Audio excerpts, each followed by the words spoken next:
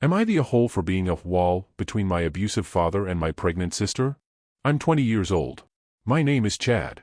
To understand why I'm standing my ground, you have to understand the specific brand of home my father created. Growing up, we didn't have a father, we had a weather system. You'd wake up and try to gauge the barometric pressure of his mood. Was the coffee too cold? Did someone leave a shoe in the hallway? Was work stressful? Any one of these things could trigger a week-long storm of verbal acid and physical intimidation. I am the oldest son, but I have an older sister, M, 23. Because I was the heir, I got the lectures and the occasional shove, but M got the responsibility. She was the buffer. She was the one who learned how to cook his favorite meals exactly right so he wouldn't have an excuse to start screaming. She was the one who shielded our 3 younger siblings. I remember being 6 years old, hiding under the bed with my younger brother, listening to M, who was only 9 at the time, calmly explaining to my father why the TV wasn't working, taking the screaming so we didn't have to. She's been a mother her whole life. She deserves to finally just be a mother to her own child. The day M turned 20 was the day the contract changed. My father has always been obsessed with control through money. M had finally landed a decent job as a medical receptionist, making about $1,200 a month. She was so proud. She started looking at studio apartments, saving every penny. Then came the sit down. My father told her that because she was an adult living in his house, her dues were $1,000 a month. Not for rent, not for utilities, for the privilege of being part of this family. He knew exactly what he was doing. He was leaving her with $200. After gas for her commute and basic hygiene products, she had nothing. It was a cage made of math. One Friday, M was $50 short because she'd had to replace a blown tire. She put $950 on the table. I watched from the shadows of the hallway. He didn't even look at the money. He just swept it off the table with one hand and told her to get out. He called her a leech. He told her she was robbing him. He threw her out that night. No suitcase, just a trash bag. I managed to sneak her $40 and a jacket through the window before she walked down the driveway in the dark. For 3 years, he acted like she never existed. He deleted her photos. He forbade the younger kids from saying her name. He didn't care if she was sleeping in her car, which she did for a week, or if she was safe. He only cared that his revenue stream had dried up. 2 weeks ago, the miracle happened. One of my aunts, who thinks she's a saint because she sends daily devotional texts but never offered M a couch to sleep on when she was homeless, found out M is pregnant. The shift in the house was nauseating. My father went from ignoring M's existence to acting like a grieving patriarch. He started talking about legacy and family bonds. He cornered me while I was fixing a broken cabinet in the kitchen. "Chad," he said, and he actually put a hand on my shoulder. I had to fight the urge to flinch. I heard about M. A baby changes things. It softens a man. I want to be a grandfather. I want to be there for her. Tell her I'm ready to move past the misunderstandings of the past. Misunderstandings? I asked. You threw her out over $50. I was teaching her responsibility, he said, his eyes narrowing just a fraction, the first sign of the beast underneath the softened man mask. But that's over now. Tell her to come for dinner Sunday. I called M immediately. I didn't sugarcoat it. I told her he knew, and I told her what he said. The silence on the phone lasted so long I thought the call had dropped. Then, I heard a sob. Not a happy sob. A terrified, ragged sound. "Chad, please," she said. "I've spent 3 years building a life where I don't shake when a door slams. My blood pressure is finally normal. If he comes near me, if he sees the baby, he'll find a way to take it. He'll find a way to make me feel like a failure again. Please, don't let him in." I made her a promise right then. I told her, I am the godfather. My job starts now. He doesn't get your address. He doesn't get a phone number. He gets nothing. I sat down with him that night. The dinner he wanted wasn't going to happen. "M isn't coming," I told him. "She doesn't want to see you. She's asked me to tell you to stay away from her and the baby. She doesn't want her child to know you." The softened man disappeared instantly. He didn't even try to maintain the act. He stood up so fast his chair flipped over. "You ungrateful little prick," he hissed. "You think you're the gatekeeper? That's my grandchild. I have rights. She's an ungrateful bitch who wouldn't be alive without me. I am the head of this family, and I will see that child." This is where I lost it. I stood up too. I'm 20, I'm 6 feet 1 inch, and for the first time in my life, I realized I wasn't scared of him anymore. "You have no rights," I yelled. "You gave up your rights when you threw her out like garbage. You gave up your rights every time you made us hide in the closet while you smashed the house apart. You aren't reconciling because you love her. You're doing it because you want a new audience for your bullshit. You want a baby that doesn't know you're a monster yet so you can feel good about yourself. Well, it's not happening. Not while I'm breathing. He didn't hit me. He knew I'd hit back. Instead, he grabbed a heavy oak side table, one M had bought him with her first paycheck, and he smashed it against the wall. He pulverized it. The younger kid started crying in the next room. See? I pointed at the debris. That's the changed man. That's why she's never coming back.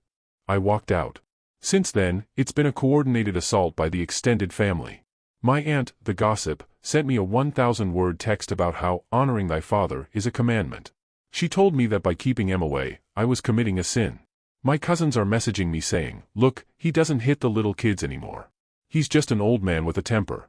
Why are you being so dramatic? People grow up. People change. Is that change?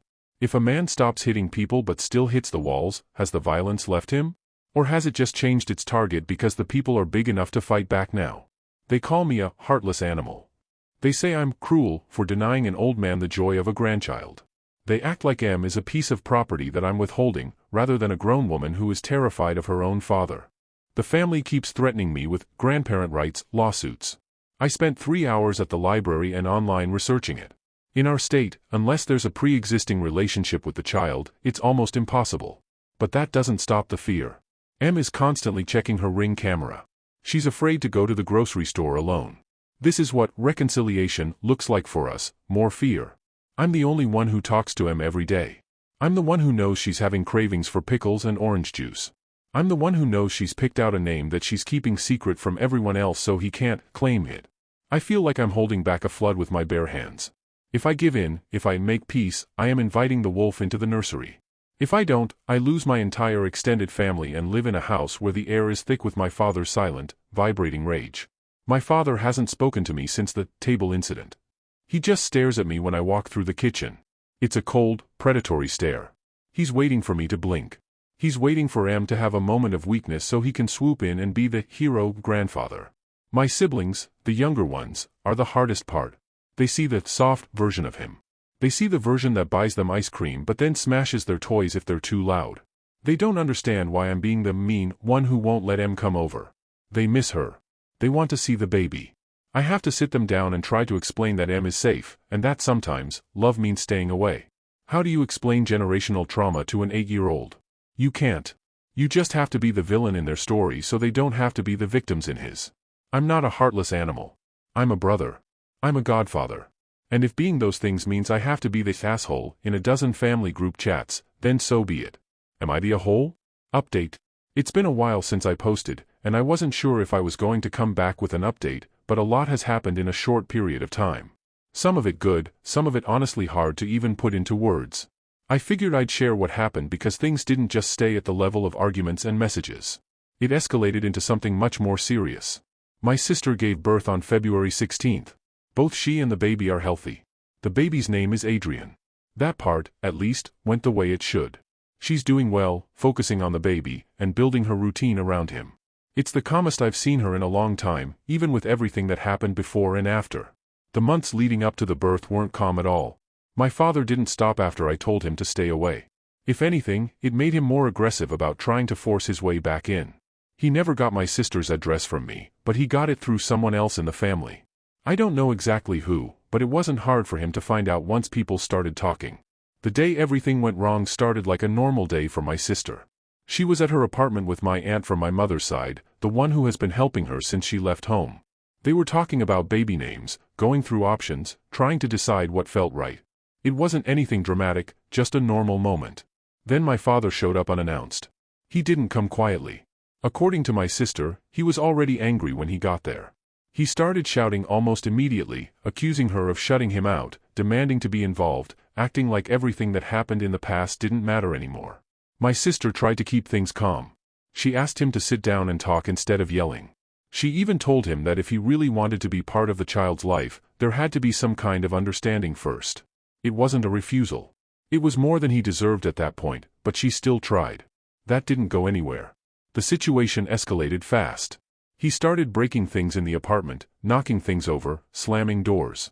It turned into the same kind of environment we grew up in. The same behavior, just in a different place. At some point during that, he hit her. She was still pregnant.